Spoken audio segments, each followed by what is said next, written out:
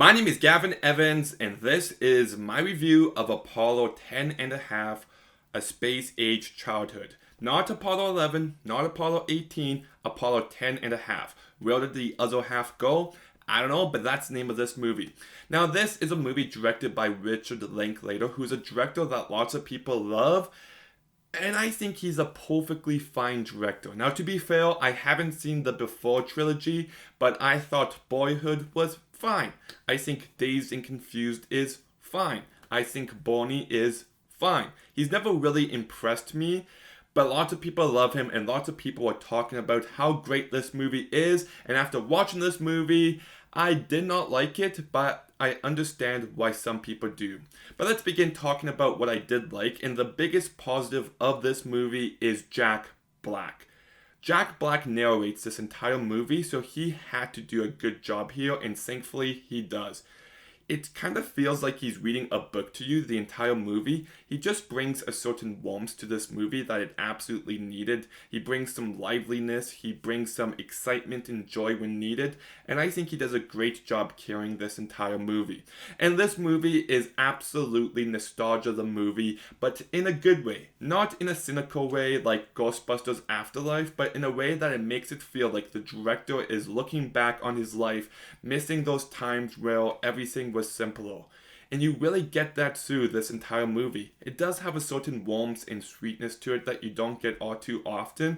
When he's talking about the TV shows he watched when he was a kid and the music he was listening to, you can just feel the passion through the writing. And I really like that. This movie just transports you to another time, and it works on that level. There is some funny dialogue, there is some clever writing in it, but this movie is very one note. There's almost no plot at all, and there's definitely no plot progression. There's no real character here, so it's just a movie that I find hard to get invested in. For the first little bit, I'm like, okay, this is sweet, this is nice, but after 5 minutes, I'm just like, this is all the movie's gonna be, isn't it? And indeed it was, and I just want more to my movies than this. Like, this entire movie just feels like the introduction to another movie. Like, you know, when The Sandlot begins and the narrator is talking and he's introducing all the characters and then the movie gets going? It's like if the movie never got going and it was just that beginning section of the movie stretched out for an entire runtime. And just the fact that this entire movie is narrated, it just doesn't work for me. It feels like I'm watching an audiobook. There is another plot in this movie that's not just the nostalgia. There's a section of the movie where there's a kid who's getting trained to be an astronaut, and it's a fantasy element to this movie that I never cared for. It was easily the worst part of the movie. Like, the rest of the movie I didn't love, but this stuff I especially didn't love. And this movie's animated, and I don't think it needed to be. At no point do they take advantage of this medium. So it's just animated for the sake of it, and I feel like they could have shot this movie with real people and do it like that, because if you want to be animated, have a reason behind it, and I don't think this movie ever had a reason.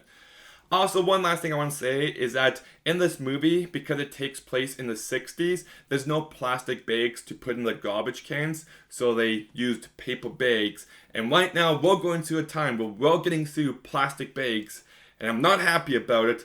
And it just made me think about how, like, 5 years we'd watch this and be like, wow, we've gone a long way. Now we're watching it now and we're like, oh, I guess we're back where we started from. And I just thought that was kind of funny. But anyways, this movie was not for me. I did not like the narration style. I do not like the animation.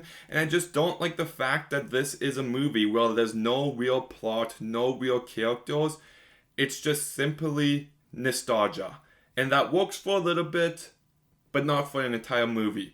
If you want to watch a movie, just soak up the nostalgia and get transported to a different time entirely, then you might enjoy this movie, but I wanted more than just that. So I'm going to go ahead and give Apollo 10.5, A Space Age Childhood, a 4 out of 10. Okay, have you seen Apollo 10.5, A Space Age Childhood? What did you think about it? Let me know in the comments down below. Make sure you like, make sure you comment, make sure you subscribe. Stay tuned for some more videos soon, and Gavin out.